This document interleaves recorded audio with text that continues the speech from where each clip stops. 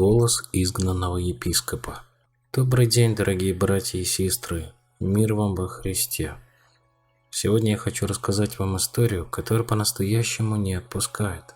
Историю о человеке, который целый год молчал, а потом заговорил так, что мимо его слов уже не пройти. Представьте, вы всю жизнь служили в одном месте, а вас здесь крестили, здесь вы выросли, здесь вас выбрал народ. И вдруг за несколько часов одного заседания вас лишают всего – кафедры, служения, имени. И год вы живете в тишине, не зная толком даже, в чем именно вас обвинили. Так вот, это не выдумка, это история митрополита Пафского Тихика. Год назад его отстранили от кафедры. И вот теперь он впервые обратился к своей пастве, без злобы, без проклятий, но с такой болью, что ее слышно в каждом слове. И забегая вперед, скажу одну вещь, от которой по коже мороз. Все это уже было однажды, 100 лет назад, с человеком, которого сегодня вся церковь зовет святым, но об этом чуть позже. В этом фильме мы пройдем весь путь, кто он, из-за чего все началось, как именно его сняли и самое важное, что он сам сказал в своем обращении и о чем сегодня просит каждого из нас. Да храни вас Господь Бог. Сначала пара слов о том, где мы сейчас находимся. Кипр. Небольшой остров, но церковь здесь древняя. Кипрская православная церковь – одна из самых старых в мире. Она автокефальная, то есть самостоятельная. А Пафос – место особенное. По преданию, именно здесь когда-то проповедовал апостол Павел. Есть даже столб, у которого, как считают, его бичевали. Чувствуете масштаб? Это не глухая провинция, это земля апостолов. И вот в 2023 году эту древнюю кафедру занимает владыка Тихик. Причем, как занимает? Народ его буквально вынес на руках. Выбрали с радостью, синод утвердил.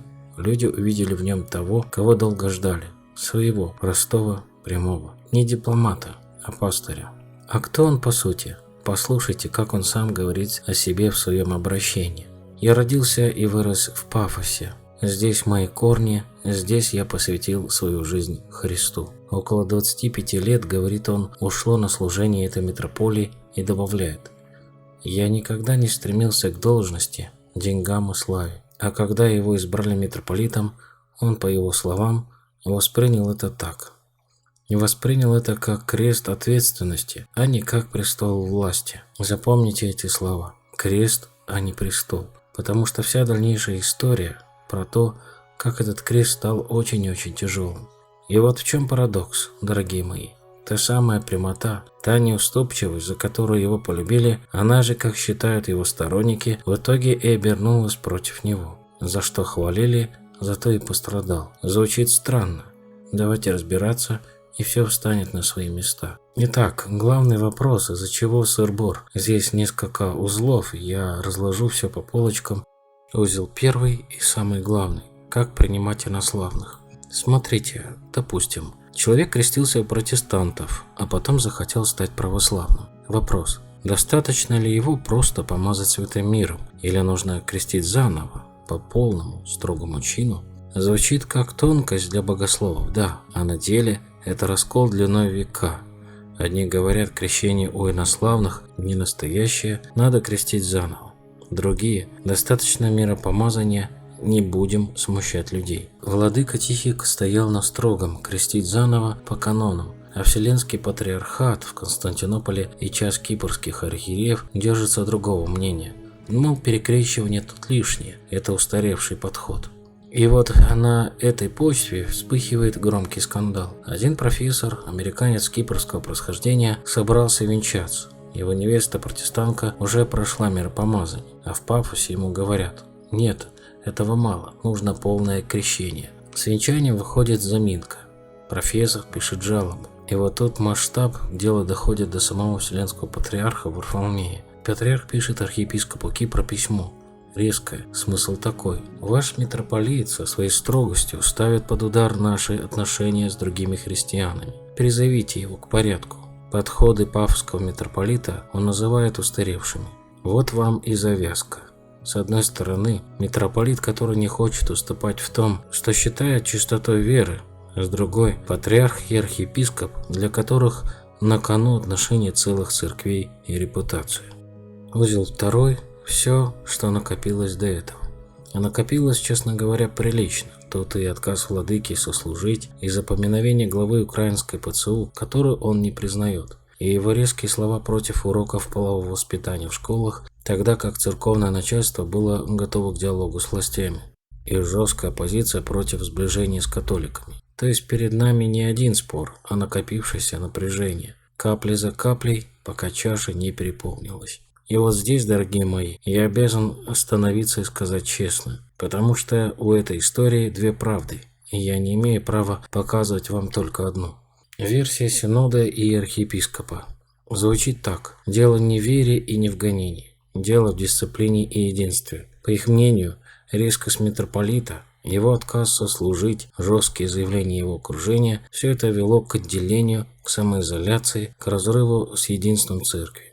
Архиепископ Георгий, докладывая Синоду, говорил, что из-за этой истории с венчанием Кипрская церковь оказалась скомпрометирована перед другими православными церквами и даже перед светскими властями. А когда Тихик обжаловал решение в Константинополе, Вселенский патриархат, рассмотрев дело свое, да, Кипрской церкви все-таки подтвердил. То есть с официальной точки зрения это не расправа, а законное и подтвержденное решение. Версия митрополита и его сторонников ровно обратно. Это была не гордыня, а верность. Верность преданию, верность канону. Никакого отделения он не совершал. Он лишь не захотел уступить в том, что считает чистотой веры. И именно за эту верность, считают его защитники, его и решили убрать, перекрыв все разговорами о дисциплине. Кто прав, я не стану решать за вас. Моя задача – честно положить на стол обе версии, а весы в ваших руках. Теперь голые факты по датам без эмоций. 22 мая 2025 года. Внеочередное экстренное заседание Священного Синода Кипрской Церкви. Голосование. 10 против, 6 за митрополита. Решение снять Тихика с управления Павской кафедрой. Обратите внимание на нюанс. Он важен. Сан епископа за ним оставили. Членом Синода он остался. Но управлять своей епархией и участвовать в будущих выборах архиепископа больше нельзя. То есть епископ есть, а кафедры нет. А владыка не сдается. Он обжалует решение в Константинополе у Вселенского патриарха. Его аргумент: меня сняли, нарушив процедуру. Меня толком не выслушали. 17 октября 2025 года. Синод Константинополя рассматривает апелляцию и утверждает решение Кипрской церкви. Причем и это любопытно. На Фонаре прямо признали, да, при разбирательстве были допущены отдельные нарушения, но решение все равно оставили в силе. А в начале 2026 года, после инцидента прямо во время литургии в храме Святого Павла в Пафосе, митрополит подает новую апелляцию, снова добивается отмены. И знаете, что во всей этой истории греет душу? Народ не промолчал. В Пафосе люди вышли на площадь. В мае там прошел большой митинг в поддержку владыки. За него заступились богословы и даже собратья-архиереи. Среди них называют митрополитов Лимассольского Афанасия и Морского Неофита, людей на острове очень уважаемых. А еще многие напирали на процедуру, и вот тут цифры важны. Сторонники митрополита говорят, по уставу Кипрской церкви, чтобы наказать архиерея нужно квалифицированное большинство. 3/4 голосов, то есть не меньше 12, а набралось меньше. И только потом, говорят они, заседание задним числом назвали судом, чтобы это решение оправдать. Один греческий богослов прямо сравнил все происшедшее с неправедным судом над Христом, где, по его словам, нарушили и Божий закон, и человеческий. Так конфликт двух людей превратился в дело, которое всколыхнуло весь остров. И вот теперь то, ради чего мы это все рассказывали. Год молчания закончился. Давайте дадим слово самому владыке. Я буду пересказывать, но самое важное, оставлю его словами. Слушайте внимательно. Первое обращение митрополита Пафосского Тихика к пастве после отстранения от кафедры. Досточтимые отцы и благословенный народ Святой Пафосской митрополии, с душевной болью, но и с непоколебимой верой в Бога, я чувствую необходимость обратиться сегодня ко всем вам, людям, с которыми мы столько лет шли вместе молились, вместе разделяли радости, подвиги, слезы и надежды. Вы знаете меня, знаете не по слухам или обвинениям, а по нашему ежедневному совместному пути в церкви. Вы знаете мою любовь к Пафосу, к его жителям, к нашим священникам, к монастырям, к нашим святым, к молодежи, к бедным и страдающим людям, которые ежедневно искали слова утешения и надежды. Я родился и вырос в городе Пафосе. Здесь мои корни, здесь я посвятил свою жизнь Христу и Его Церкви. Около 25 лет я служил этой метрополии всем своим существом. Я никогда не стремился к должности, деньгам или славе. Все, чего я желал, это служить, проповедовать Евангелие, принимать исповеди, поддерживать уставшего и помогать каждой душе приблизиться ко Христу. Когда вы избрали меня своим митрополитом, я воспринял это как крест ответственности, а не как престол власти. И я старался со страхом Божьим быть достойным вашего доверия. Но, к сожалению, в атмосфере клеветы, давления и ложных обвинений я был неканонически отстранен от митрополичьего престола в Пафосе. Говорю это с болью, но и искренностью. Я почувствовал, что решение было предрешено. И ведь есть люди, которые об этом свидетельствуют, еще до того, как мой собственный голос был по существу услышан. Обвинения, выдвинутые против меня, никогда не были представлены мне ясно и в полном объеме, чтобы я мог действительно защитить себя. По сей день, год спустя, я не знаю до конца, кто меня обвинил, какие именно доказательства были представлены и на каком основании меня сочли недостойным моего служения. Более того, некоторые из несправедливо вмененных мне обвинений, судя по имеющимся доказательствам, были совершены именно его блаженством. Но, разумеется, я его не осуждаю. Процесс, через который я прошел, не был для меня справедливым судом. Я оказался в атмосфере сильного давления. Меня постоянно перебивали, когда я пытался говорить, и произносили слова, которые глубоко ранили мою душу. Я слышал такие оскорбления, как «ты лжец», «ты некомпетентен», «ты неграмотен», «ты непослушен», «ты неблагодарен». В такой обстановке, без должной подготовки, без юридической или иной поддержки, человеку трудно даже ясно выразить то, что у него внутри. Самым печальным было то, что я увидел, как его блаженство, который был моим отцом на протяжении стольких лет, которого я любил и до сих пор люблю и уважаю, который должен был обнять меня, укрыть меня, защитить меня, действовал с целью моего уничтожения. И в этот момент я почувствовал, что бы я ни сказал, решение уже принято. Затем я обратился во Вселенский Патриархат с надеждой и молитвой, что моя апелляция будет действительно рассмотрена. Однако и там, как я убедился, касающиеся меня обвинения не были рассмотрены по существу, хотя они могли бы быть опровергнуты. Вместо этого мне задавали вопросы более общего церковного характера, касающиеся собора на Крите, украинского вопроса, экуменизма и диалога с инославными. И внутри меня возникло еще более сильное чувство, что суть моего дела так и не была по-настоящему услышана и оценена. Братья мои, признаюсь вам, были моменты, когда я по-человечески сломался под тяжестью давления, телефонных звонков, событий и душевного бремени. Я был вынужден просить прощения и шанса на разрешение ситуации. Однако это прошение о прощении не было признанием вины. Это был крик унижения и боли. В церкви я научился просить прощения не только тогда, когда я виноват, но и когда хочу сохранить мир, единство и любовь. Я просил прощения, даже если в глубине души не чувствовал вины за то, что мне приписывали.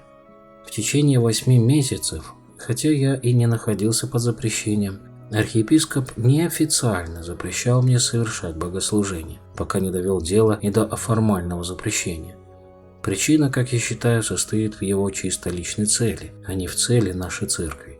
Целый год я прожил безмолвно в молитве среди лавины постоянных новых беспочвенных клеветнических обвинений. Я надеялся, что блаженнейшие и мои братья, члены Синода, постараются обеспечить соблюдение священных канонов и уважение прежде всего к ним, а затем и к архиерейскому достоинству, которое я ношу, или, по крайней мере, что они дождутся решения судов. Я заявляю перед Богом и людьми, что моя совесть остается чистой. Как церковь будет чувствовать себя перед Богом и историей из-за осуждения невиновного человека, да еще и без настоящего суда? Суда, по итогам которого у меня до сих пор нет на руках решения о моем отстранении, а только заявление. Я чувствую себя невиновным перед лицом выдвинутых против меня обвинений. Я считаю их необоснованными, клеветническими и несправедливыми. И есть люди, свидетельства и доказательства, которые раскрывают правду. К сожалению, есть заявления и свидетельства о сговоре и его блаженства с отстраненным и уволенным с должности мэром Пафоса. На кону стоят большие финансовые и иные интересы, о чем, как я полагаю, знает и совесть блаженнейшего архиепископа Кипрского, и совесть других митрополитов. Именно поэтому я решил обратиться к государству, а при необходимости и в европейские суды, чтобы было отменено любое решение, вынесенное в отношении меня, без предоставления мне полного права быть услышанным, и чтобы я мог представить доказательства своей невиновности. В современных демократиях даже самый крупный преступник предстает перед судом, а не подвергается расправе в порядке ускоренной процедуры. Делаю это не потому, что хочу бороться с церковью, а для того, чтобы она не несла на себе пятно несправедливого осуждения члена ее тела. Церковь – это моя мать. Я родился духовно в церкви и хочу жить и умереть в церкви. Я не прошу никого судить веру или догматы церкви. Я прошу лишь рассмотреть, была ли соблюдена справедливая процедура, существовала ли реальная возможность защиты и были ли применены положения, предусмотренные священными канонами Конституции Республики Кипр и основополагающими принципами прав человека. В эти дни великих испытаний Бог не оставил меня. Незадолго до заседания Синода, которое мгновенно и неканонично превратилось в суд, я пережил сильное духовное переживание. Словно в видении, я увидел апостола Павла, как с ним поступили несправедливо, как его привели в Рим в поисках справедливости и как он с верой стоял в своих испытаниях. Это событие глубоко запечатлелось во мне. Но самым потрясающим было то, что когда меня во время процесса удалили из зала, я остался один и молился. В руках у меня был Новый Завет. Я открывал его 3 раза, каждый раз горячо молясь Христу о даровании мне сил. И все 3 раза я попадал на евангельские отрывки о суде и осуждении Господа нашего Иисуса Христа. Я не счел это совпадением. Я воспринял это как знак утешения и силы от Бога. Нести этот крест с верой, терпением и смирением.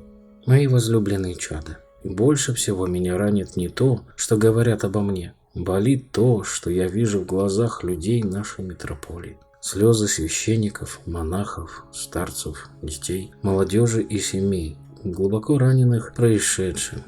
И тогда я понимаю, что это испытание касается не только меня, оно касается всей нашей духовной семьи. Но я умоляю вас от всего сердца, не теряйте покой, не теряйте веры в церковь и во Христа. Молитесь за всех и даже за тех, кто был несправедлив со мной. Не позволяйте дьяволу сеять ненависть, разделение и месть среди нас. Я не научился мстить, я научился прощать, молиться и надеяться. И говорю это от всей души сейчас. Здесь моя земля, это моя жизнь, здесь я живу, здесь я хочу умереть. И здесь я буду похоронен рядом с людьми, которых я любил и которые любили меня. Тот факт, что меня попросили покинуть мою митрополию, даже не имея доказанных обвинений, после несправедливого процесса, который даже не был судом, недопустим согласно священным канонам. Напротив, традиция нашей церкви, епископ неразрывно связан со своей церковью, со своей митрополией. И никто и никаким образом не может его с ней разлучить. Происходящее разделение фиктивное. Я готов все перенести ради истины, ради своей паствы и ради Христа. От меня требует исповедания веры, которые я написал дважды в соответствии со священными канонами нашей церкви. И, по-видимому, его не приняли. Мы не можем нарушать каноны и наше православное предание или исповедовать что-либо вопреки священным канонам. Я твердо верю, что истина не боится проверки. И я верю, что в конце концов последнее слово будет не за людьми, а за Богом. Я надеюсь и молюсь, что правосудие, будь то на Кипре или в европейских судах, вынесет решение беспристрастно, ясно и объективно, и что с помощью Божией придут оправдание и исправление этой великой несправедливости. Прошу его блаженства и моих святых братьев в Синоде не спешить с решениями и выводами, которые нанесут непоправимый вред церкви. Я прошу лишь о том, чтобы меня выслушали беспристрастно и чтобы восторжествовали истина и справедливость. Потому что без истины и справедливости мир и единство не могут воцариться в церкви и в нашей стране. Прошу ваших молитв в этой борьбе до оправдания и восстановления. А теперь, дорогие братья и сестры, я попрошу вас на минуту забыть про Кипр и перенестись на 100 с лишним лет назад. Жил молодой архиерей, умный, образованный, любимый народом. И вот беда, любимый слишком сильно. Настолько, что вокруг закипела зависть. Собратья-клирики испугались. А ну-ка этот выскочка метит на патриарший трон. И тогда полилась клевета. Его обвинили. В чем именно, толком так и не объяснили. Дали ли по-настоящему оправдаться? Нет. Его просто выставили вон, вручив на руки не приговор, а мутную, ничего не объяснимую бумагу. Ту самую бумагу, с которой его епископа потом нигде не хотели принимать. Ничего не напоминает. Этого архиерея звали святитель Нектарий, митрополит Пентанопольский, изгнанный из Александрии без всякого суда, оболганный своими же братьями, он вернулся в Грецию в нищету, в унижение, без кафедры и почти без имени. И знаете, что он делает в ответ? Он не мстил, не проклинал, он молился за своих обидчиков и нес крест молча. Основал монастырь на острове Эгина, терпел клевету, которая не отпускала его до самой смерти, и умер в 1920 году тихо, как нищий, всеми, казалось бы, забытый. А потом случилось то, чего не объяснит ни одна церковная канцелярия. Его тело осталось нетленным, к могиле потянулись люди, начались исцеления. И в 1961 году церковь, та самая церковь, чьи иерархи когда-то изгнали, прославила его как святого. Сегодня святитель Нектарий Эгинский один из самых любимых святых всего православного мира, а имен тех, кто его болгал, не помнит уже никто. Я рассказал это не для красного словца, потому что сторонники владыки Тихика видят здесь ту же самую, до дрожи знакомую историю. Архиереи, изгнанные своими, без ясных обвинений, с одной невнятной бумагой на руках вместо настоящего приговора и принявшие все со смирением, без единого слова мести. Станет ли Тихик новым Нектарием? Этого я вам не скажу. Это знает только Бог и покажет только время. Но одно совпадение не заметить трудно. И тогда, и сейчас изгнанный молчал, открывал Евангелие и не искал, кому отомстить. А история, дорогие мои, рано или поздно все равно расставит все по местам. Пусть и не сразу, пусть и через 100 лет. Но тут есть нюанс, и о нем стоит сказать. Церковь и государство – разные миры. Светский суд может признать нарушение прав человека или процедуры, но вернуть епископа на кафедру может только сама церковь. Так что этот путь долгий, и быстрых развязок ждать не стоит. А пока решение синода действует, кафедра Пафоса фактически без своего владыки, и весь остров замер в ожидании, чью сторону возьмет время. Сам митрополит просит лишь об одном, чтобы его, наконец, выслушали по-настоящему, его последние слова в обращении. Это даже не требование, а тихая просьба. Прошу ваших молитв в этой борьбе, до оправдания и восстановления.